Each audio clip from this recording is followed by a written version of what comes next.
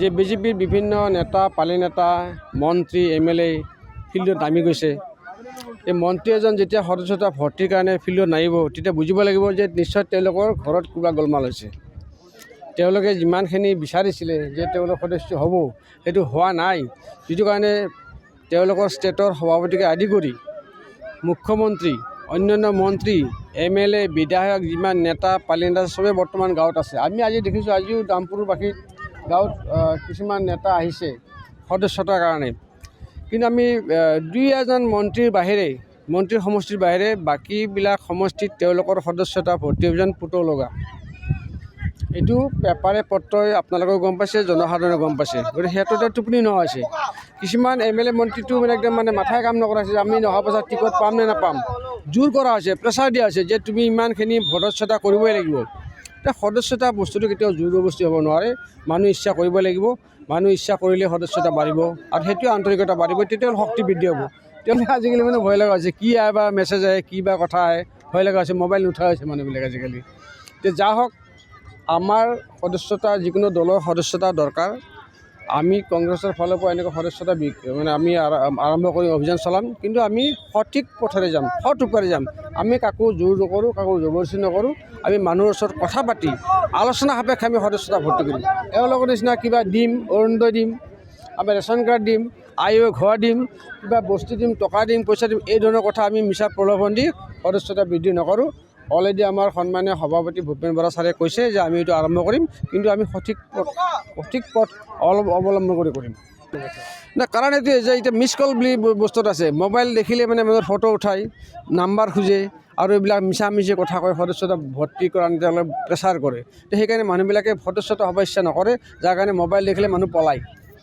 বিজেপিৰ নেতাৰ হাতত যে কাৰোবাৰ মোবাইল দেখা পায়, আমাৰ জনসাধাৰণ মানুহবিলাক পলাই যায়।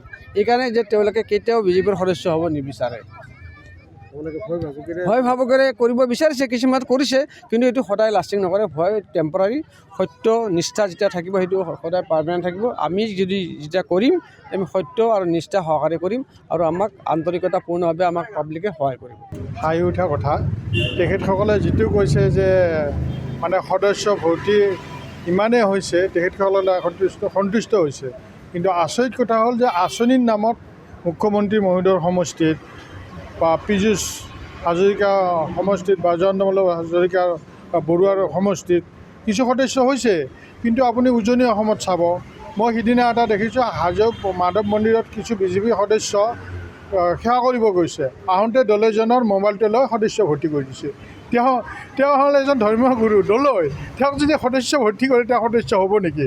কোনোবা চকাটাত গৈছে, ল'ৰাকেইটামান মাতিছে, চাওঁ বাবুহাত মোবাইলটো চাওঁ, মোবাইলটো টিপি কেনে সদস্য ভৰ্তি কৰিছে। তেওঁলোকে নাজানে সদস্য কি বস্তু। মোবাইলটো সাধাৰণ মানুহ মোবাইলটো বিচাৰিছে, মোবাইলটো দিছে, তাত সদস্য ভৰ্তি হ'ব নেকি? তেওঁলোকে চুবুৰীত সোমাওক, বজাৰত সোমাওক, টেম্পুৱালাক লগ কৰক, অটোৱালাক লগ কৰক, আপোনাৰ গাখীৰৱালাক লগ কৰক, সাধাৰণ গৃহিণীক লগ কৰক, তেতিয়াই গম পাব তেখেতসকলৰ ওপৰত সাধাৰণ মানুহ কিমান ক্ষোভত উজুৰি আছে। আজি আপুনি স্মাৰ্ট মিটাৰৰ নামত প্ৰত্যেক দিনাই সাধাৰণ ৰাইজে ধৰ্ণা দি আছে, কিন্তু তেখেতসকলে সেই বিষয়ে কাণখন নাই। যে মানুহ যে স্মাৰ্ট মিটাৰৰ নামত হাৰাশাস্তি হৈছে, সাধাৰণ ৰাইজৰ ওপৰত তেখেতসকলে ডকাইতি কৰিছে, সেই ডকাইতি বন্ধ কৰক। যদি ভাল কাম কৰিব বিচাৰিছে, যিখিনি ৰাইজে দাবী জনাইছে সেইখিনি দাবী মানি লওক, আপোনালোকক সদস্য ভৰ্তি নোহোৱাকৈ আপোনালোকক ভোট দিব। কিন্তু যদি ৰাইজৰ কথা আপোনালোকে মানি নলয়, যিখিনি আস্থা বিশ্বাস কৰি আপোনালোক চৰকাৰখন বনাইছে সেইখিনি যদি দিব নোৱাৰে, অনাগত দিনত আপোনালোকে গোটেই অসমৰ সদস্য ভৰ্তি কৰিলেও কাম নহ'ব। ৰাইজে কাক ভোট দিব অলৰেডি থিৰাং কৰিছে, যাক দিব লাগে সময়ত তাক দিবই। পঞ্চায়ত নিৰ্বাচনত নিশ্চয় তেখেতসকলে যিবিলাক বেয়া কুকৰ্ম কৰিছে, সেই কুকৰ্মৰ নিশ্চয় প্ৰভাৱ পৰিব।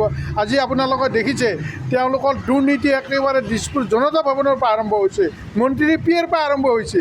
ক'ত দুৰ্নীতি বাকী আছে? তেওঁলোকে যিটো কৈছিল শূন্য সহনশীলতা দুৰ্নীতিৰ কথা কৈছে, আজি ক'ত গ'ল তেওঁলোকৰ সেই কথা? তেওঁলোকে যি প্ৰতিশ্ৰুতি দিছিল সেই কথা ক'ত গ'ল? আজি মন্ত্ৰীৰ পিয়েৰ পৰাই যদি একদম গ্ৰাছৰুটলৈকে দুৰ্নীতি কৰিছে, গোটেইটো প্ৰত্যেকটা দুৰ্নীতিত তেখেতসকলে জড়িত, বিজেপিৰ কৰ্মী জড়িত। গৰু কেলেংকাৰী হওক বা যিটো অনলাইন কেলেংকাৰী হওক, প্ৰত্যেকটা কেলেংকাৰী তেখেতসকলে জড়িত। আজি মাজতে আপোনাৰ হেৰি চতুৰ্থ বৰ্গৰ ইণ্টাৰভিউ গৈছিল তেখেতসকলে ইণ্টাৰনেট বন্ধ কৰিলে বজাৰ বন্ধ কৰিছে ইমান তেখেতসকলে প্ৰশাসন দিছে তাৰপিছতো কুৱেশ্যন পেপাৰ লিক এই হ'ল তেখেতসকলৰ স্বৰূপ ৰাইজে আঁতৰি আহিছে ৰাইজে নিশ্চয় আছে যে ইণ্টাৰভিউ অসমত বহুত ইণ্টাৰভিউ হৈছে আজিলৈকে এনেকুৱা ইণ্টাৰভিউ হোৱা নাই যে বজাৰ সামৰ বন্ধ বজাৰ সামৰ বন্ধ হওঁতে সাধাৰণ কৃষক এজনে গম পায় তেওঁলোকে দ্বিতীয় সপ্তাহত যিটো শস্য উৎপাদন হয় সেই শস্যখিনি তেখেতসকলে বজাৰ লৈ যাব আৰু তাৰ পৰা যিটো পইচা তেখেতসকলে পাব তেওঁলোকে সংসাৰ চলাব ল'ৰা ছোৱালীক পঢ়াব কিন্তু যদি তেওঁলোকৰ সেইটো চিন্তা নাই তেওঁলোকৰ চিন্তা হ'ল কি তেখেতলোকে সদায় প্ৰচাৰত থাকিব লাগে যে আজি ইণ্টাৰভিউ হৈছে অমুক অমুক বজাৰ বন্ধ হৈছে ইণ্টাৰনেট বন্ধ হৈছে আমি ইমান ভালদৰে ইণ্টাৰভিউ পাতিছোঁ তাৰপিছতে তেওঁলোকৰ কুৱেশ্যন পেপাৰ লিক হৈ আছে এই হ'ল তেখেতসকলৰ নীতি